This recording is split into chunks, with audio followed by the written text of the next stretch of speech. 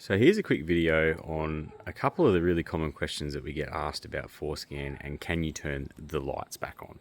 Generally what people are talking about when they talk about the lights is these guys right here. So this guy on the tailgate, this one is right next to the handle there, and that one up there. Now keep in mind, I actually have an aftermarket center high mount stoplight rather fitted, so that's why mine looks super bright compared to the normal one. But the answer is basically yes. So those two lights are the ones that Ford had to deactivate. Thankfully for us, it is all software driven, so we can quite easily put it back on and go from there. For the XLT guys as well, here's just a bit of a sneak preview, excuse the dirty tub, but this is our bed lighting kit. So this runs on the same circuit as those lights, which means that, as you can see, when they're on, the bed lights are on as well.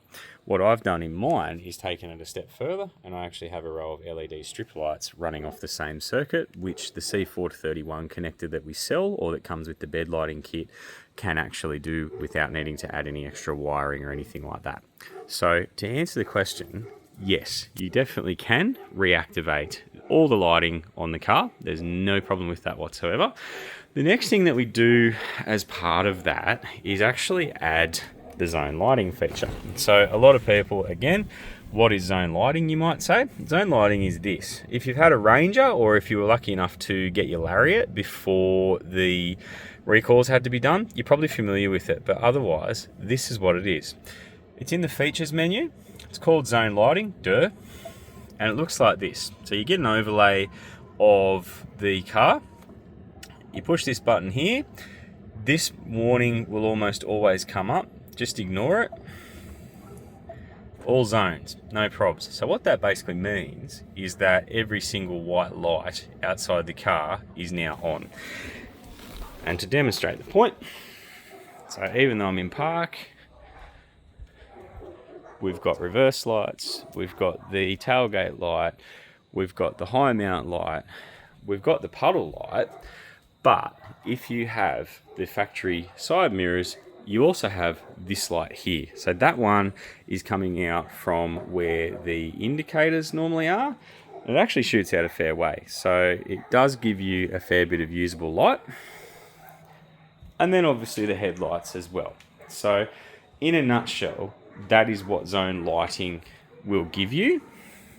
And that's why we reactivate it. You can actually take it a step further. So let's say hypothetically that we only want to see what is at the back of the car. No problem. We can leave the back lights on there. So that would just have the reverse lights, the tub lights, the light above the back window, and also the one in the tailgate working. Or if I just wanted to have the sides, that would have those side lights shooting out from the side mirrors. Word of warning, or FYI rather, if you have clear view mirrors, you don't have the LEDs on the side of the mirror, but you do still have the ones that point downwards. They're generally referred to as the puddle lights or whatever. So you do miss out on those, but that's just the trade-off. So in a nutshell, that is what zone lighting is. You can manipulate it. You can go all zones. You can turn it off.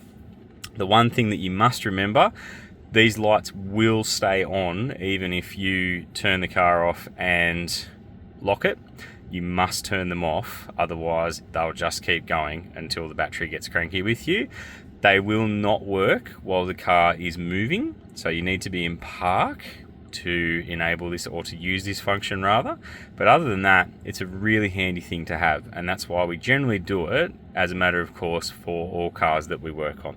Again, it's all software. We're not adding any wiring or anything like that. The only exception being that if you purchase our bed lighting kit for your XLT, that is adding wiring. But again, 100% plug and play. Hope this helps.